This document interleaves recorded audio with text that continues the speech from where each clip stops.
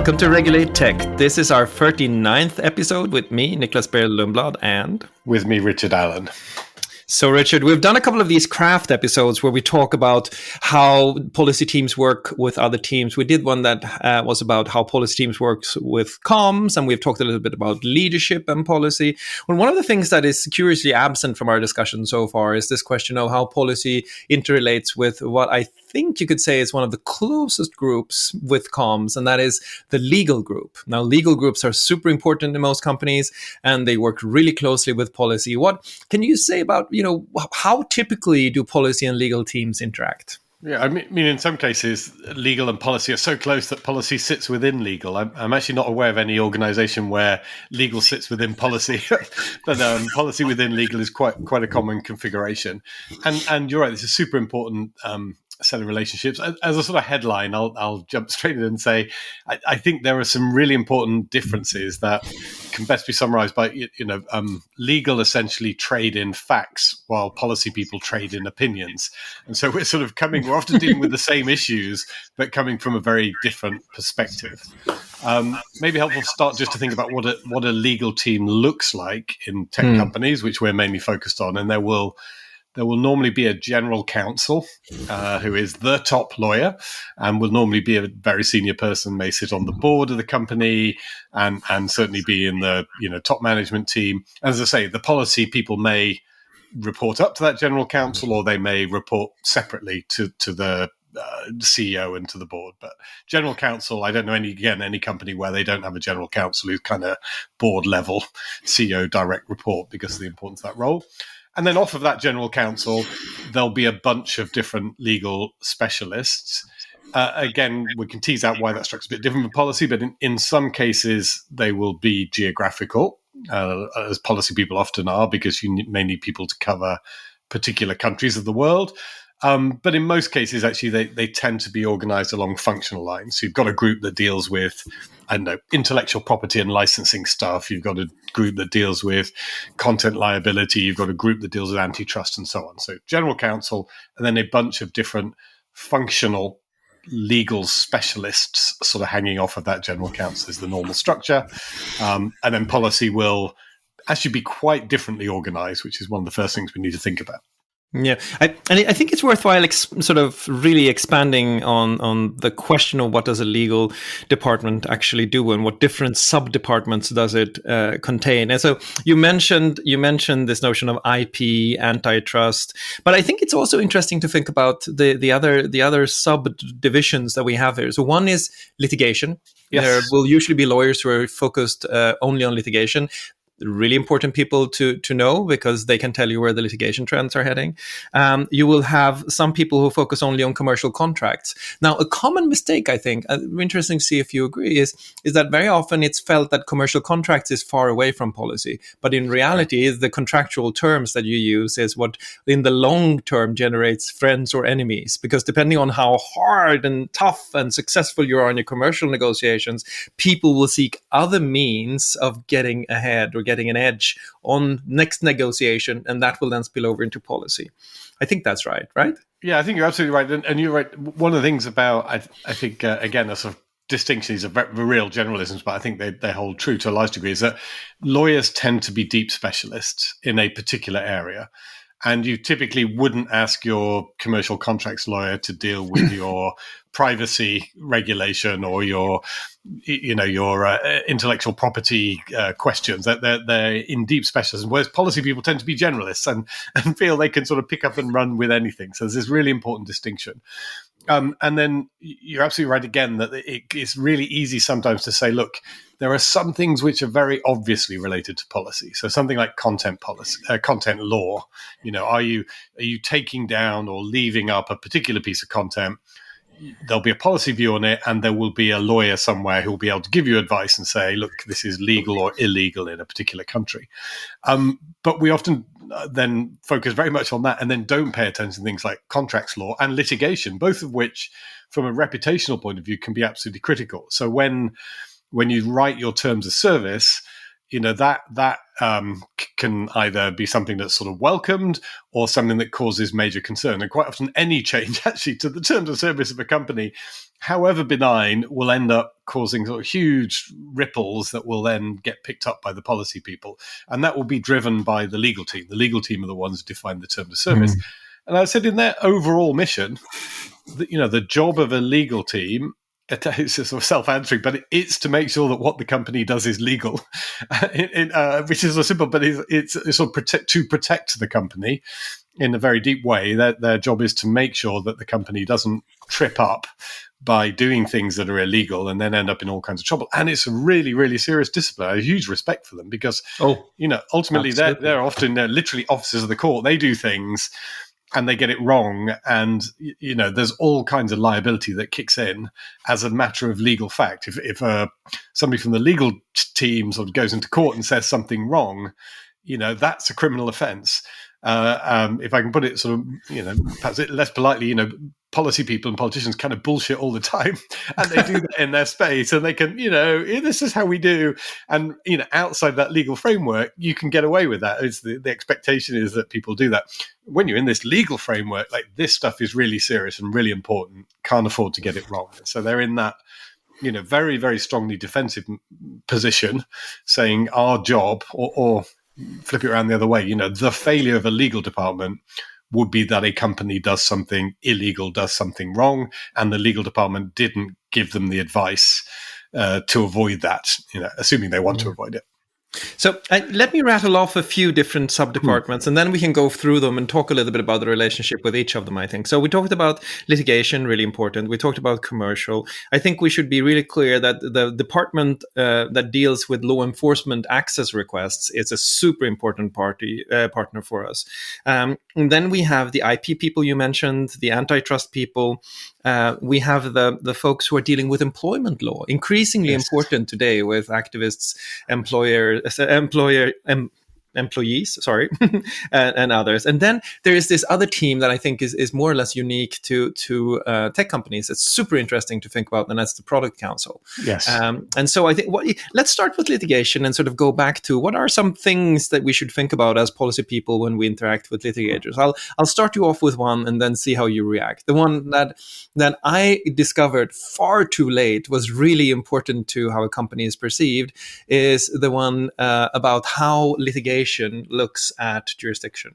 Yes. So every time you're dragged in front of a court, you're asked, do you think that this court is actually, competent to adjudicate your case? Is this a court that has jurisdiction over your case?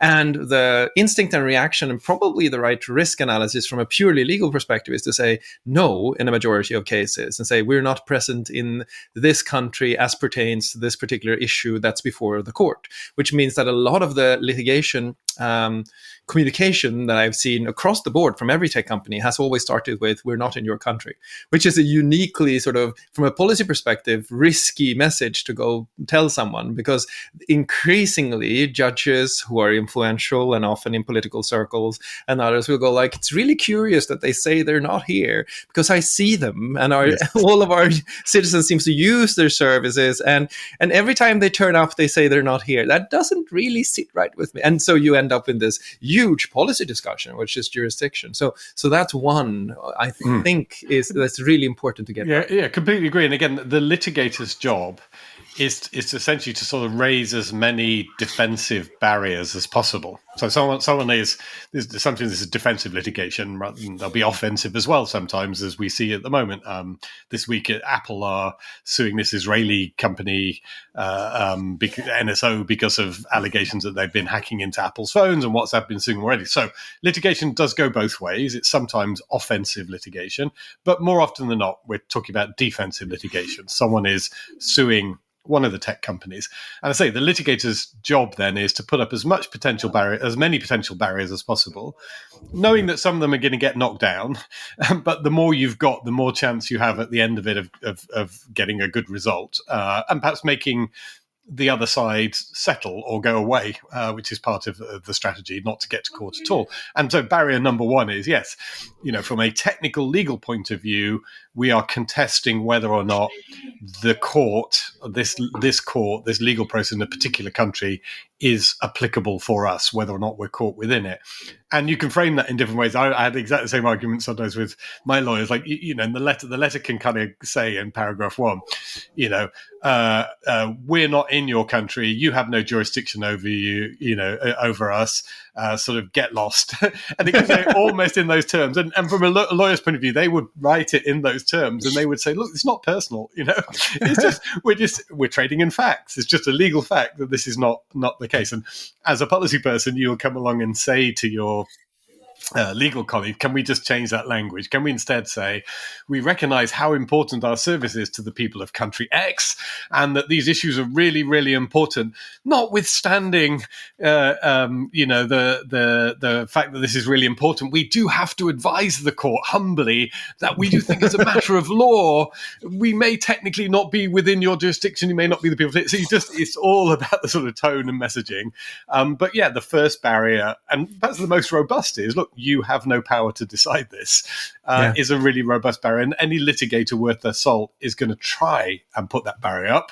Whether or not they'll succeed will depend. But I certainly saw, plenty of cases where, Facebook, that was an effective barrier, because a judge did look at it and say, look, as a matter of fact, whilst they've got users in our country and people in our country, the activity that is being sued over is not taking place within my country, and it wouldn't be right for me to take it to the court here. So it's a valid barrier to raise, but again, how you do it and tone, from a lawyer's point of view, it's often dry and factual, and from a policy point of view, there's some spin on there.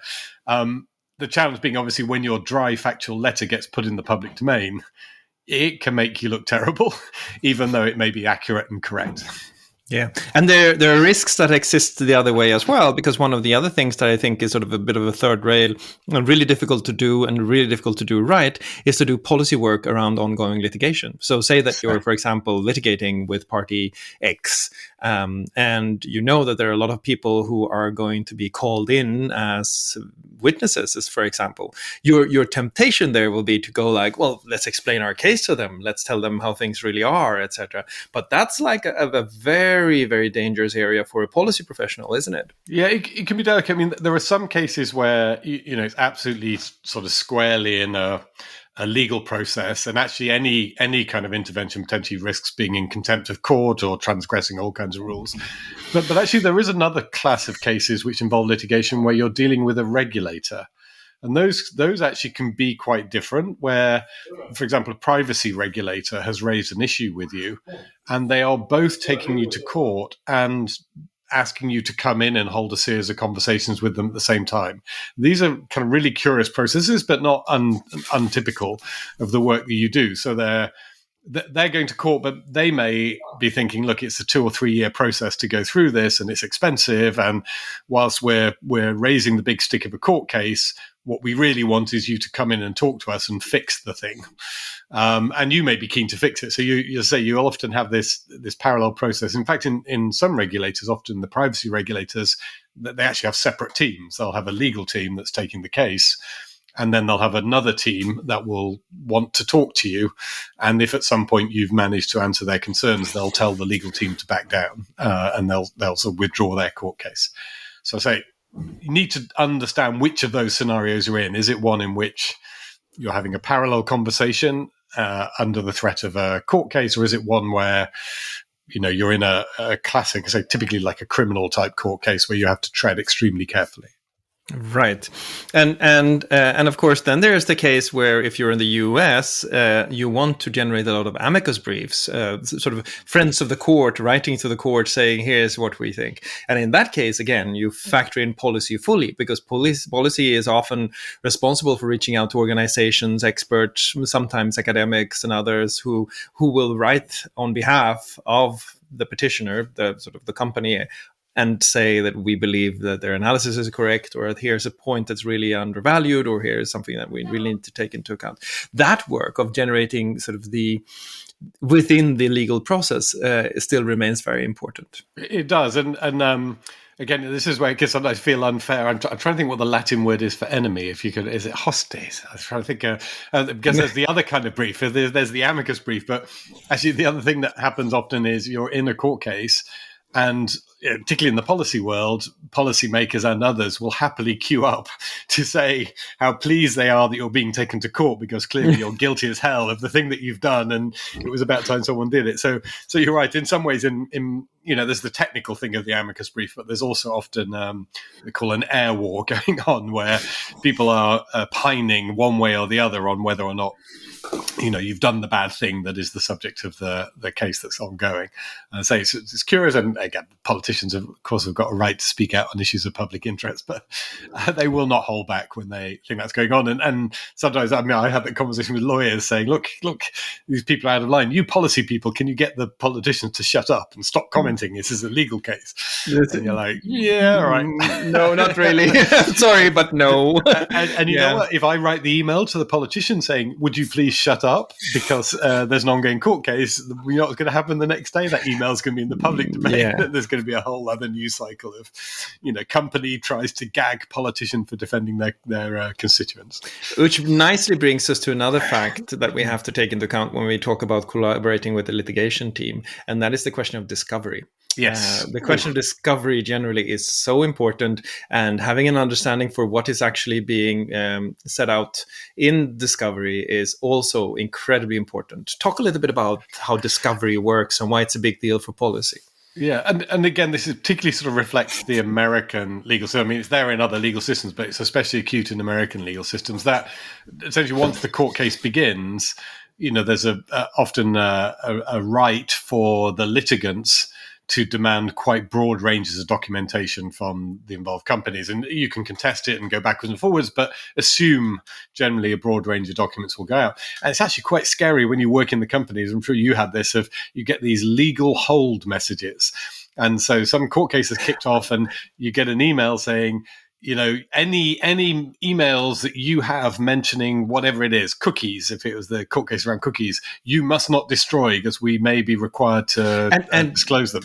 And not just emails, but any notes you may have, or notebooks, or jottings in the margins of your daily newspaper. Everything. The discovery hold encompasses a really broad set of different kinds of writings. And I think I was at some point under 22 different litigation holds. They're all gone now, so I can say that. But it was quite fascinating. Yeah, and again, the legal team take this really seriously, and particularly American lawyers. And again, just from a pure policy point of view, this almost, when you're working politics, this feels naive. I mean, so you're going to collect all our documents and give them to the enemy. I mean, in politics, you would never, ever do anything like that. You just hoard stuff. But it's a really important part of the legal process. And the lawyers absolutely correctly, in good faith will go through with it. Sadly, we certainly had this experience at Facebook, having, played the game properly. We had a litigant on the other side who then just disclosed all of this information that they'd received through discovery completely illegally, weren't allowed to do that. And they just went ahead and did it. And then there's very little you can do. So it's in a sense, another potential route to damage a company is that you've disclosed stuff through litigation. Your lawyers have said correctly, we have to do this. We have to assume good faith. We have to assume the legal process will work. But the other party in the litigation has, however they've done it, confected some way to put that material into the public domain, thereby sort of, quite intentionally, I think in many cases, causing you damage and concern. In fact, arguably, if somebody wants to get stuff out of a company, one of the ways they do that is threaten litigation that would require discovery of sensitive material, and then hope that the company will settle to make you go away, rather than go through the whole discovery process. And that is an important part of this calculation that companies have to make about whether to settle in litigation or, so in some cases it can just keep going. You provide a whole bunch of documents. The litigant finds something in them, they come back again, they convince the court, they have a right to get more documents, and they keep mining your documents over time. And again, you need to decide at what point do you call a halt to that, or do you continue to hold material and provide it to them? And as a policy person, you're deeply grateful to the litigation folks who are running the internal trainings on this stuff, telling people that you should expect that your email is actually going to turn up at some point at the front page of the New York Times. And we've seen exactly this happen from, I think every single court case that involves tech companies has some degree of this. It's even a Twitter account that is tech company emails in discovery or something like that, where they're sort of sampling these public documents and putting them out there. And I think most people, when they use their email, do not think about the fact that what they're saying can be construed as anti-competitive behavior or, in some way discriminatory against some group, because they just think they're writing a daily communication. So it's one of those things where you can really get help from the litigation folks, because they can help tell everyone in the company how to think actively about corporate communications and how corporate communications are massively different from your own private communications. Right. Now, there's another aspect of this that I think is interesting, and that is that it's not just the US that does a lot of this discovery. If you grow big enough to attract the kind attention of the European Commission, you're also going to find that in competition cases and antitrust cases, there's a lot of discovery. And the rules of privilege, essentially the rules that decide what is actually handed out, are very different in a European context, much more permissive, I would argue, in a European context than they are in the US context. So a lot of things to think through that. Certainly a team you want to be close to if you're a policy professional and you want to have an understanding of all of these different aspects of how you can collaborate with them. And let's move on to another team that perhaps sounds a little bit, at the outside of what a policy person could care about, but turns out to be really important. They are the employment lawyers. Talk a little bit about them. So again, for an international, a global company, navigating all the different forms of employment law around the world is a major job. And actually, again, for policy teams, particularly acute, and you and I both built policy teams, and what you're often doing is hiring one or two people in very many countries. And so you're in a sense, that's the worst kind of scenario in a sense from being able to give the legal advice. Legal advice is great. If you hire 1,000 people in one country, we can figure out what the right things are about making sure that you do everything correctly. Again, there's nothing more embarrassing than getting your employment law wrong and ending up breaking the law, and particularly if you're in the policy world. So the last thing you want to do is hire people and then find that the way you've hired them, the way you've set the contracts up, are all wrong. There's lots of different sort of legal regimes that need to be adhered to. So, for example, France is an example that's often cited. France has very particular rules around working hours and making sure that you're compliant with them. If you're a manager of somebody working in France, there's a series of different obligations that are imposed on you in order to meet these requirements. There's perfectly legitimate sort of social goals of the French government has been to put them in place. And again, there'll be other parallel regimes in other countries where very specific obligations. So in the general sense, making sure you're not employing people illegally or inadvertently sort of breaking any of those very specific requirements is crucial. And then there's another aspect which I think has sort of come along more recently, which is there's now quite a lot of legal issues. There are quite a lot of legal issues related to discrimination in the workplace. And that can be, everything from making sure that your interviewing processes are correct and that you've made sure that you're not interviewing in a discriminatory way, through to specific disclosures that have to be made in some countries. For example, around the makeup of your workforce, what groups are represented within the workforce, what the average salary is for different types of people within that workforce, and so on. So there's a whole other range of law related to anti-discrimination, which again, if you get that wrong, is really problematic. And actually, even if you get it right, if you comply with it, still can raise a lot of questions that come back to the policy team. So, for example, if you find that your company's profile is particularly sort of skewed in terms of gender, say, and pay, then that's going to be something that policymakers are going to be asking you about. Why are typically men in your company being paid more than women? Would be something that might come up now, because through employment law, you're required to disclose the information that allows people quite properly to see that sort of breakdown.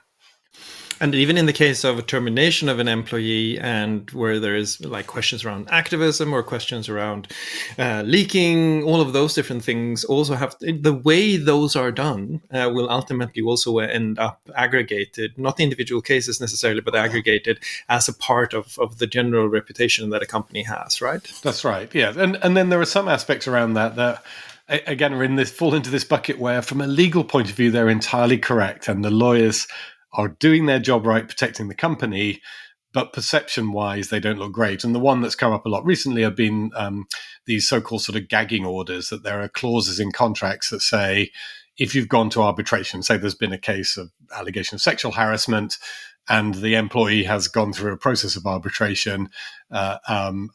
Subsequent to that, they've effectively signed an agreement that says they're not allowed ever to go public on the fact that sexual harassment occurred. And people, again, are quite rightly said, look, that's overbearing, that's inappropriate, you shouldn't demand that of people. Say the lawyers have put that in where it's legally allowed because it's the best way of protecting the company, and they feel it's still fair to the individual. They're not against the individual complainant, but they think there's a sort of reasonable balance there that's set up in whatever the national legal code is. But from a public perception point of view, particularly in this day and age, it looks awful, doesn't it, to have something in a contract that says somebody who's a victim of sexual harassment, is never allowed to speak about the fact that it occurred. And then to sort of cap it off, there is really the question also of who gets to be employed and who's a contractor, a question that seems to be also growing in importance. And this is, it comes very close to something that we discussed before, content moderation, doesn't it? Yeah. So the content moderators in large part are actually employees for most of the big companies, are employees of other companies that then offer their services to the large tech companies. And I think those structures actually are relatively straightforward because, those large service providers will be providing similar sort of back office services to lots of other companies. So I think that's quite legitimate. And the employees who are maybe working doing content moderation for company A will transfer and do moderation for company B if the services company wins those contracts. So those ones are relatively straightforward. I think where it's much more contentious is where somebody looks and feels like a regular employee because they're coming on site every day, they're doing a job, in the same place every day, only ever working for one company.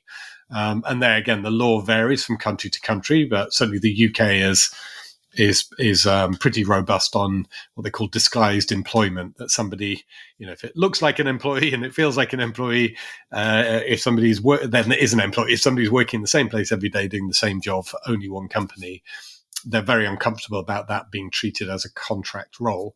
But other countries, US notably, would be more relaxed about that, or less aggressive in enforcing against those kind of arrangements. Interestingly, within the companies themselves, you get a lot of employee sympathy. And employees will be saying, this is unfair. Why is, particularly again, if it's in that situation where the person's on site, why am I sitting at a desk next to somebody who has less good terms than I have? It's a very kind of human and I think, praiseworthy reaction that people have. So again, there has also been some employee activism saying, if we're going to have contract staff, if our kitchens or catering or our transport or anything like that, any of these services are essentially run by the same people all of the time, and some are employees and some are contractors, that doesn't feel right. And so they're asking questions about that. So that's the litigation and the employment team. And there are lots of issues there that and you find the same mechanism, right? That the way that you do law matters for the reputation of the company. And there are many different ways of doing law that are all legal, but not all of them are politically as good in terms of reputational concerns. Now, let's talk about one where it's really obvious and quite direct, and that is the team that deals with law enforcement requests. Yes. Usually, if you're a large enough company, you will have a separate team that is specialized on figuring out how law enforcement access does. And these are some of the most fantastic lawyers I've worked with. They know the law in every single country. They understand exactly how the police is organized. They know what's required under local law. This is hard work. So how do they interact with policy? Yeah.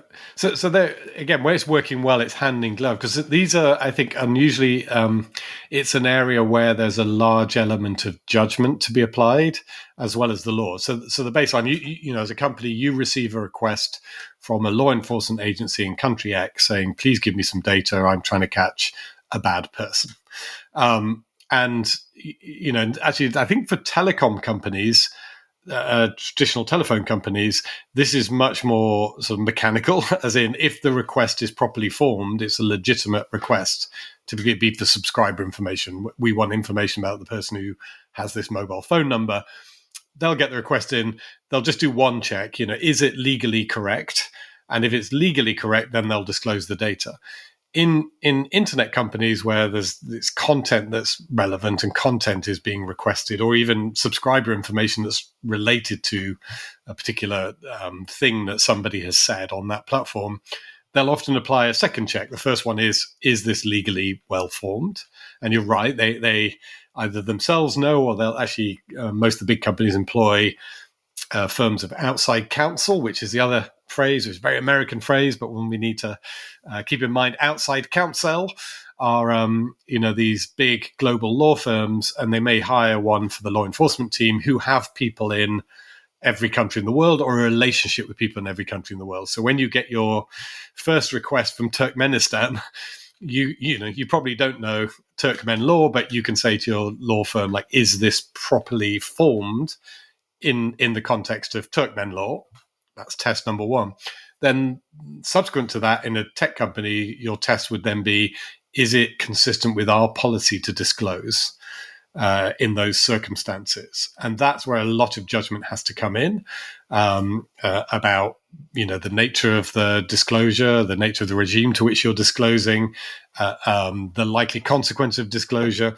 And that's where legal and policy, I think, tend to work very, very closely together to see if they have a consistent view of essentially the human rights implications of disclosure for particular classes of requests in particular countries. And it's not always up to the team to actually make that determination. I think it's important to also mention that in many of these cases, it's so close to policy because what actually happens is that what kicks in is the diplomatic layer on top of the question. So you're asked by country X to give out certain data, and country X has some kind of agreement with your home market, and what then happens is you have to go for this agreement instead, and the agreement will then decide whether or not this is handed out. So if you're working with a law enforcement access request team, they're usually very clued into, for example, the US State Department, right?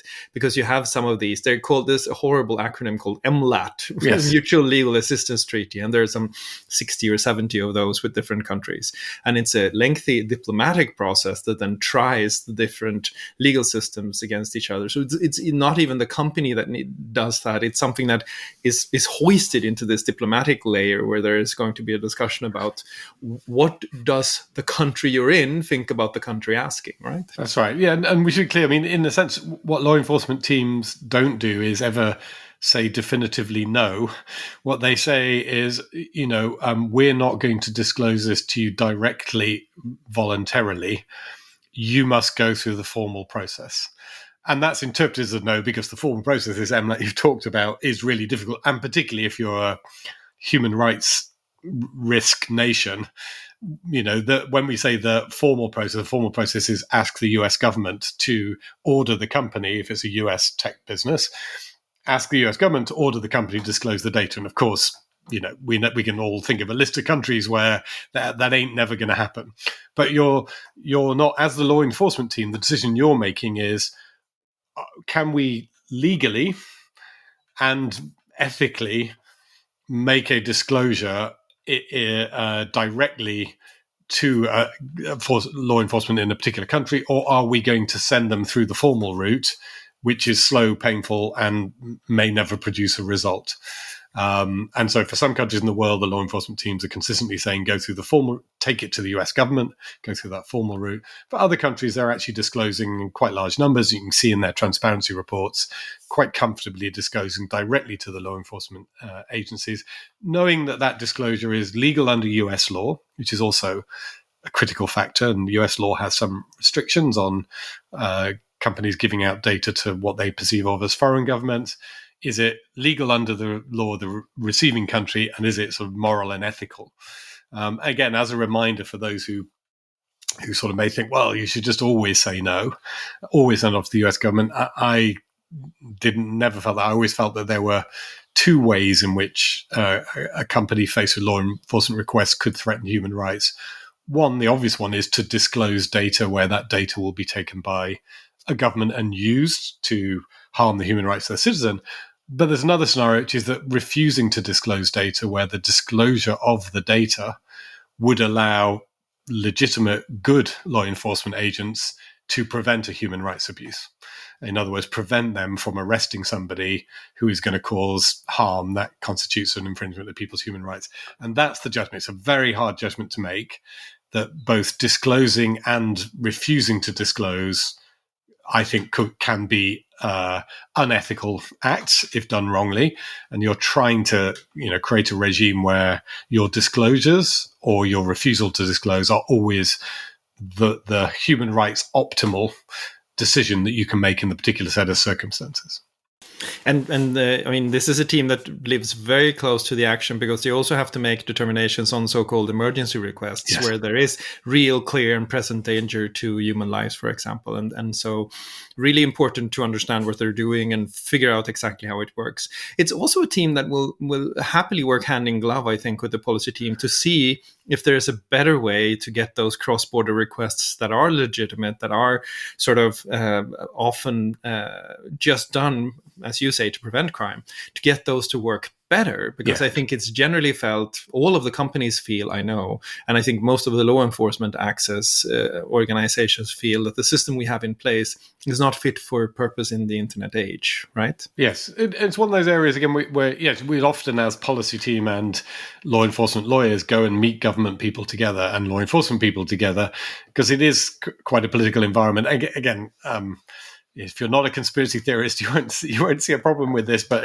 you've got people of goodwill on both sides. There are people in the companies who want the bad people who are committing, very serious offense to be caught, and you've got law enforcement agents and people on the government side who are legitimately seeking to defend the interests of their citizens in most of these conversations. There are other people who are less ethical, but most of the ones I was involved in, that's the framing. The framing is good people trying to deal with genuine problems. And so they will sit down around a table. And sometimes the government will wield the big stick and say, look, if you don't give us more voluntarily, we're going to change the law and force you to do it. But more often than not, it was more a question of, look, how do we work with the legal regimes we've got? We don't want to do this illegally. We want it all to be clean and above board. But how do we do it in a way that is legal and doesn't stand in the way of a legitimate investigation? Law enforcement in a particular country have information that suggests that somebody is going to do something really serious and harmful, and they need that data. How do we make all of that work? It is typically the kind of conversation you have, and they say others are a little bit more difficult. But in all cases, there's a political and a legal element. It's not simple, not least because, as we started this conversation, from a company point of view, you're typically saying we're not in your jurisdiction. So everything we do is voluntary in this context. The government will be saying, well, you absolutely are in our jurisdiction, so everything you do is mandatory. But no one wants to test that proposition. No one actually wants to go to court and really test that. They'd rather, sort of work both taking the positions they take formally, but then trying to find some kind of modus operandi. And if you're a policy person, you will be working with the law enforcement access request people and the litigation folks to do something that's really important if it's not already done in your office, and that is to set up dawn raid trainings. Yes. Speak a little bit about what a dawn raid is. It sounds exciting, but it's really not, is it? Yeah.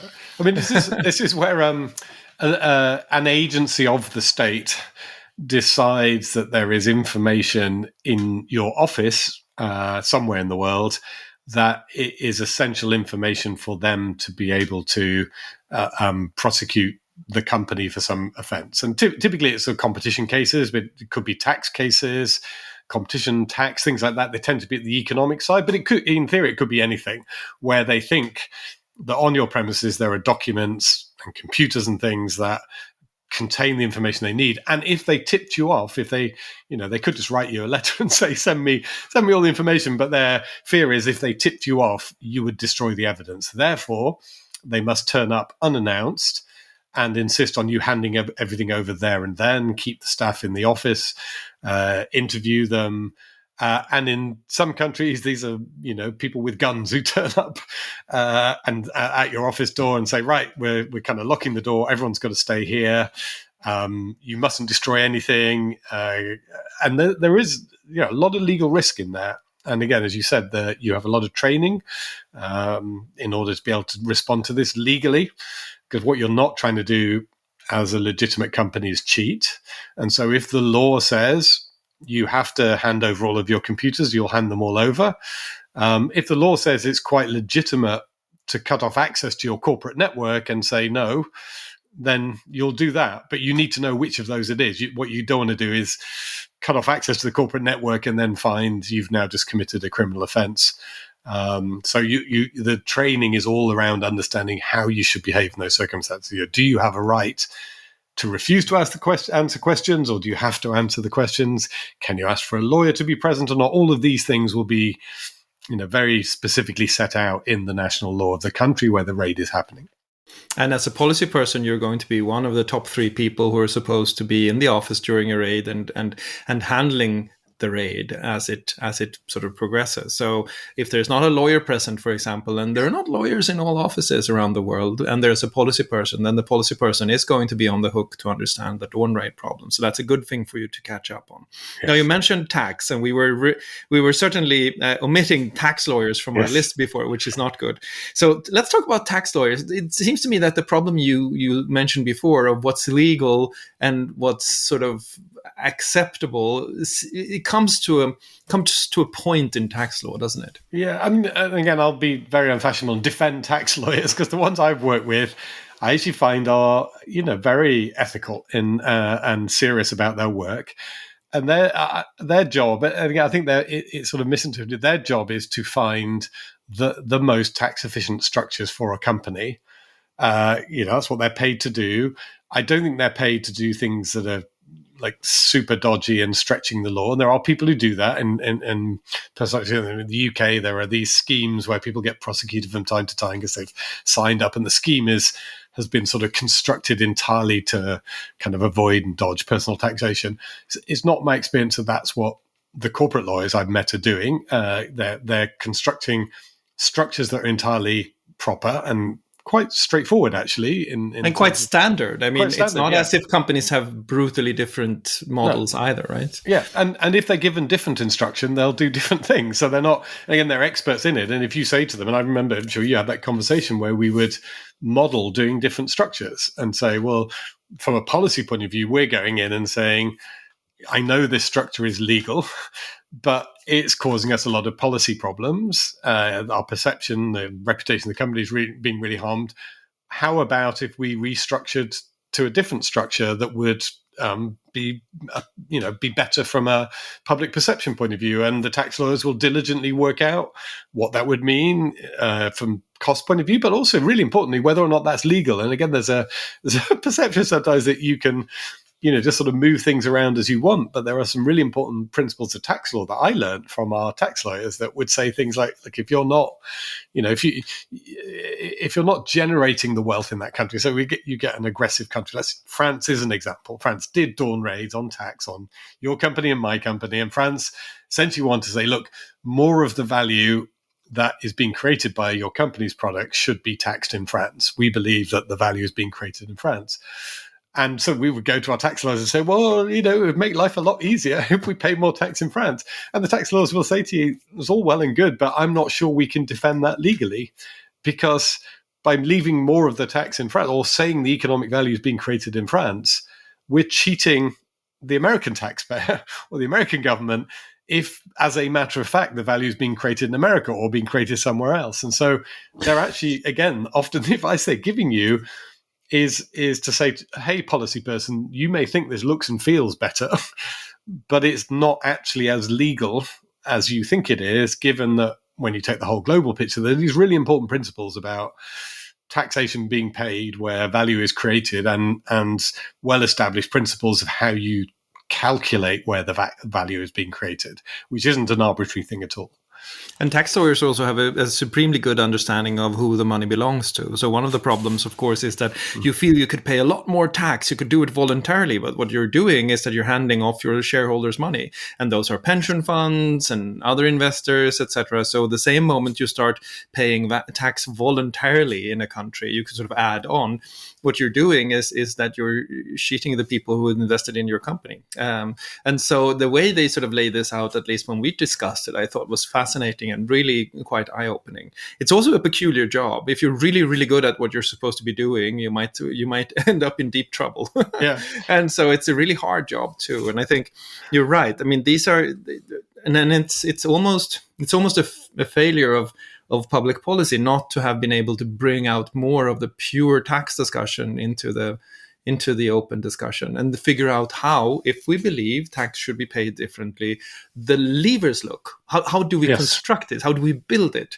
Because I feel the debate is often sort of lacking that very technical element that I think there is plenty of competence around. Yes, and then the tax lawyers have things to ask of us, which is so I agree with you. I think it'd be great to sort of bring them out more, but it's always challenging because they're talking in this technical way, and that in a political context they'll sort of get crucified by the audience who will just not like the fact that they're defending a structure that is entirely legal but feels wrong, but they have to defend it because that's their expertise.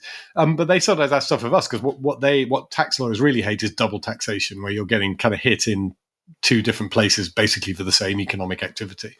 And sadly, because of politics is our failures, is often the case that a government will come along and because it's frustrated and we've failed to answer their frustration correctly, they'll pass a law which creates some kind of new taxation model. We've had that recently. It's now hopefully getting wrapped up into this OECD new model, but there's been instances where individual countries have just come up with web taxes or web laws. And I've certainly had tax lawyers frustrated that the policy people were not able to explain to the politicians why this was really bad and broke principles of international taxation, particularly around this double taxation thing that you're going after the same activity twice. Yes, again, so we were noting again that there are plenty of legal teams where partnering with them, understanding them and trying to learn from them is really important. But maybe there's one team that stands out in my mind, and that is the product counsel team. Yes. The folks who are working with products. What does product counsel mean? And what does this, where does this model come from? Yeah, so I think, at its most basic, it is, when you are a product-based organization, like most of the tech companies, you're putting out a bunch of different products, a search engine, a video site, a social networking site, a messaging site, and so on. As you're building those services, you want to know that they're legal, that you're not building something that investing like thousands of hours having people write code, and then at the last minute you're going to get told, well, you can't actually deploy this because it breaks the law in whichever countries you're intending to deploy it. So product counsel are there to be working with the product teams to make sure that whatever comes out of that pipeline is legal. And I think it's evolved over time. Certainly I saw that from I guess in the early days it would have been an end of the line thing. People would have built products and then they would have done a quick check with legal before launching it. It moved from that to being something that was sort of fully integrated at every stage of the way, which makes a lot more sense when you you think about the scale of some of these investments.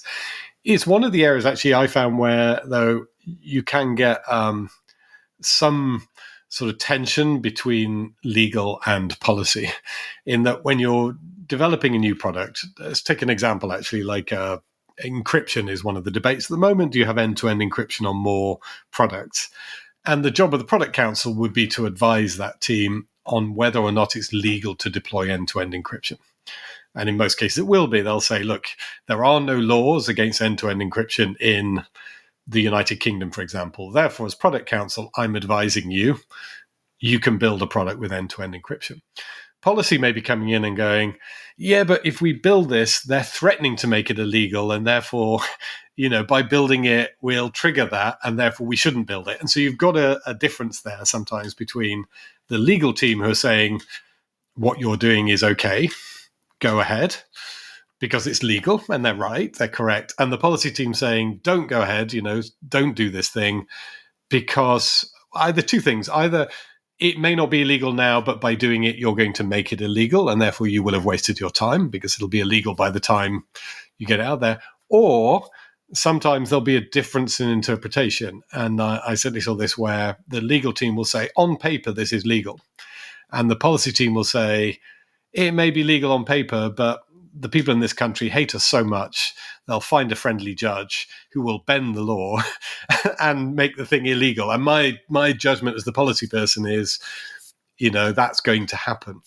And that I've certainly seen that tension where the lawyer's saying, but it can't. The law is based on facts, not opinions.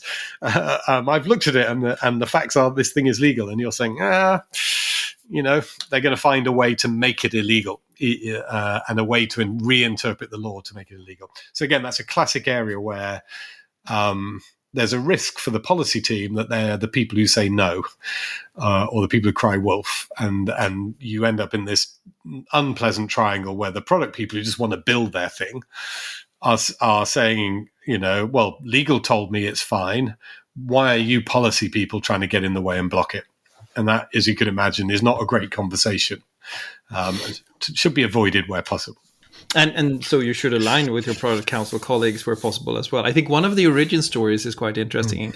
The use of the idea of product counsel, or the term of product counsel, in one story at least, can be traced back to Google's early days, 2004. And there is even an origin story written by Alexander McGillivray and Nicole Wong, who I think were some of the first great product counsel, and indeed the people who sort of came up with the term when they were doing job announcements for Google. And so the idea was, I think, to find somebody who could a little bit bridge what you're describing, not just say it's legal or illegal to launch this, but also be able to say it is legal now, but if you follow the trend lines of legislation, you're likely to bend the arc towards making it illegal if you launch it. So ideally, they would reach a little bit beyond the question of is it legal or illegal, into the question of how will it actually affect the environment into which you launch your product. But that was always very hard. I had the same experience you did, that some product counsel did this really well. Others would recruit policy people to come be the bad cop in the meeting and sort of come say that, yes, you can certainly do this, but you should book off May and possibly June for congressional hearings, because that's where you're going to be if that happens. Yes. That kind of thing. And I think to a certain extent, I think the division of roles actually also made sense, because there are different core competencies. Understanding the legality of a product and how to design it in a way that complies with the law is really hard, and it's a competence of its own. Then understanding how the product will affect not just the political space, but also how the political space then congeals into legislation, I think is another kind of competence. And so my experience was, when it worked best, you were working hand in glove with product counsel, and you had a joint recommendation on whether or not the product could launch in its current design. Where you ended up being the bad cop, it was typically never that helpful, because what then happened was just that you were the boy who cried wolf, because then you launched the product and nothing happened, which is of course what will be probable for a number of cases, and people will just go like, oh, those policy people, they always cry wolf. And so I found that really interesting. But I mean, in terms of legal roles, the product counsel role is one of the most challenging, but also one of the most helpful to the policy person. That's right. And it's also, I mean, there are human factors at play, which is that product counsel typically are literally sitting with the product teams.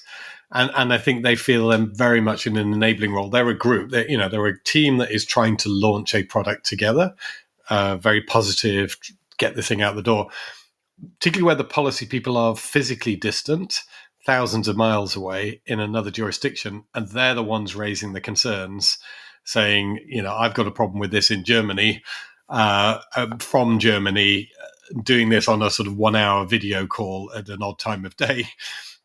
Just again, that dynamic is something just to watch out for if we're giving advice of how do you get how do you avoid that scenario where it feels like there's a sort of like a coherent team sitting there together working on the product, and this awkward person over there who is not one of us who's kind of giving difficult advice, because that advice may be really important, but how do we find a way to sort of build that in without it being awkward? And part of that may be a series of meetings beforehand, or briefing somebody who's physically sitting with the product team on the German concerns, rather than necessarily having the person beam in from Germany. That may be a better way to get those concerns through.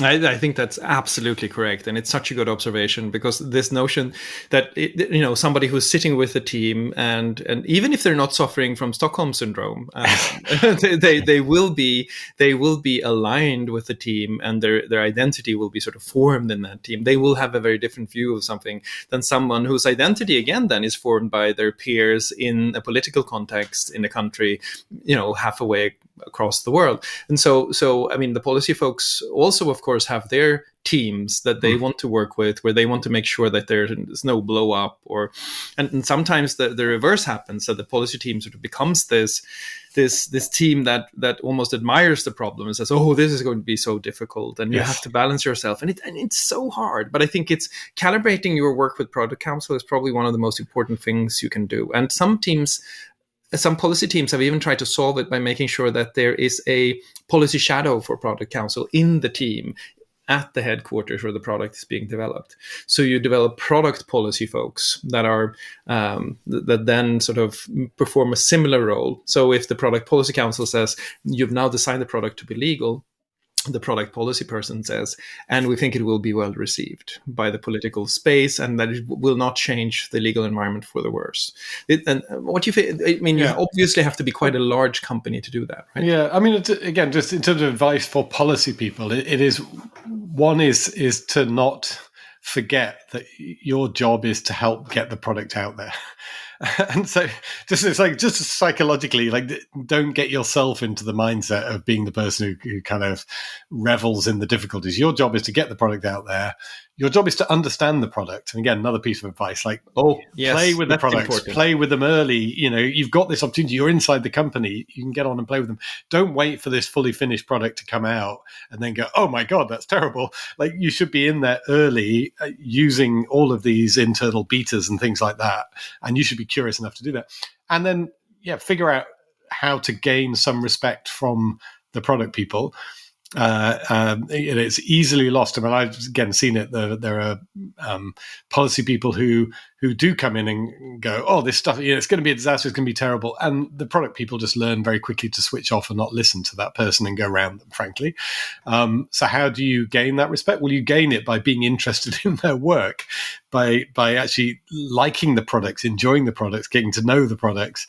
If you see the product as this sort of, bad thing that I've somehow got to sell, that's not going to endear you to the person who's just spent, months and months building this thing. You've got to be much more respectful of the product than that. So I say the advice is, really take advantage of your privileged position inside a company to get to know products early, and ideally love them and show that love to the product managers.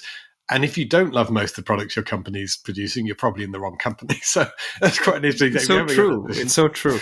And I mean, exactly right. And I think that the point that you made in the beginning, that you're actually there to help launch the products, also should inform the way you give advice. Your advice shouldn't be, oh, we can't launch this. Your advice should be, if we launch this, here are the mitigation measures I think we will take, but there is a probability that we will end up with this outcome.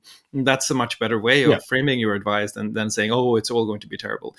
But there's a little bit of excitement in being the person who rings the alarm bell as well, that you need to be careful not to succumb to, because there's something there that's also very human, that you want to be the person who essentially makes sure that you avoid catastrophe. So I think it's such an I think the dynamic between product counsel and policy people is going to evolve the most in the coming decade as well, because it's very clear that more and more companies are now operating on the product counsel model, trying to figure out how to build this legal team that is deeply knowledgeable about products, and can help make sure that you preempt legal problems at the design stage rather than the launch stage. And in terms of the structural conversation we've had previously, it can play both ways. So one way is to say, look, if policy is also in legal, then both the product counsel and the policy people are rolling up to the general counsel, and therefore it's sort of easier to order there to be a consistent message. That's one argument. The counter argument is to say, well, actually, it's better to have, as long as the advice is given well, the independent advice, and therefore better to have public policy in a different structure, because you actually want this dynamic tension between public policy advice and legal advice. And so you can construct a case to argue for both of those, but the reporting structure may make a difference, because I think it does make a difference there. If you're not in the legal system, at a very basic level, if the product counsel is annoyed with you as the policy person, and you're in the same structure, the product counsel can just go to your manager, which may be their manager. You're in the same management tree, and kind of get them to sort you out. If you're in a different management structure, it's got to go up higher before it can come back down again. So I say you can argue both, but if you want that independent, robust sort of dialectic approach, you probably want them in different structures, but there are benefits in terms of coordination if you have them in the same structure. It's very true. And a future date, we should talk about whether or not policy people should be lawyers. Yes. I think we should talk about different paths into policy work. But I think we've there's tons left to cover. We haven't talked about the antitrust lawyers. We haven't talked yet so much about the commercial lawyers, IP lawyers. But I think we're getting an idea here. What if you were to sum up the advice that we have for policy people when it comes to working with legal, except beyond the be collegial, be nice, don't generally be, I think the technical term is an asshat, but yes. try to be someone who's collaborative. Beyond that, what is the key thing that you would say, focus on this and all else will be well? I think it's most important to recognize that you have different functions, that you're not going to win. There isn't a kind of like, I'm right and they're wrong here. They're right and I'm right. I'm right in the context of my world, which is to advise on how policymakers are going to react to particular things and to advise on what works and doesn't work with policymakers. And they're right to advise on the legal system and how the legal system is likely to respond to something. And don't try and sort of second guess each other. This can work in both directions, but from a policy point of view in particular, don't recognize that the advice they're giving is good within the terms that they're giving it. Don't expect them always to agree with you because their terms of reference are different. So it's that recognizing that difference. I say between comms and policy and legal, they all have complementary functions. But it's sort of instinctive. I think maybe particularly acute for policy people. Policy people want to win the argument. Well, no, you're not going to win the argument to be a better lawyer than the lawyers or a better comms person than the comms person. Well, if you are winning, then and that's you are dominating that way, then your company is really unbalanced, not functioning well. In a well-functioning company, these functions give different advice. And the end result, the end decisions you make are a sum of all that good advice. There's one thought though on a final thing where I think the lawyers are wrong. If I inject one of those? Sure. And you must have this because we are policy people and we mostly are. Yeah. So I'm just going to contradict everything you said, but no, non-disclosure agreements. So you must have had this. Whenever anybody turns up at a tech company office, they make them sign a non-disclosure agreement, which is some long, garbly thing which says, if ever I leak anything that I learnt while I was on your premises, then you can send me to prison, kind of thing. And they'll do it on paper, they'll do it on these iPads and things like this. And that used to cause me the most pain ever with visitors. The worst being when, and I'll actually name them, I had the Irish Data Protection Authority come to the office to formally inspect us. And the instruction was they must sign a non-disclosure, to which the inspection committee said, can I write these sort of whatever that, I am your regulator. Whatever I learn on the premises, I'm going to disclose. That's the whole point. So, anyway, but there's a then you would have. I don't know if you had this situation. I'd have people from civil society who'd say, "Look, I'm not signing any non-disclosure agreement." So we had to meet in cafes outside the offices, and all this sort of stuff. And there again, that's one where I understand exactly where the lawyers are coming from, which is they're trying to protect the company and.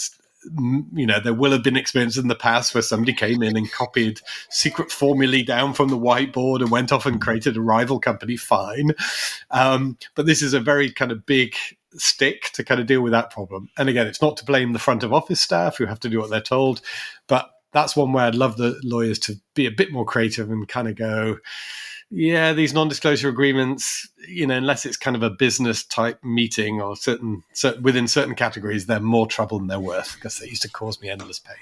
There you go. The rant over. Got that off my chest. It's a very good rant, and I wholeheartely agree. Well done. So with that, we're wrapping up this episode, and on legal, I think it's a really interesting relationship worth digging more into at some point. But for now, we're wrapping it up, and you can find the podcast on your website, which is www.regulate.tech.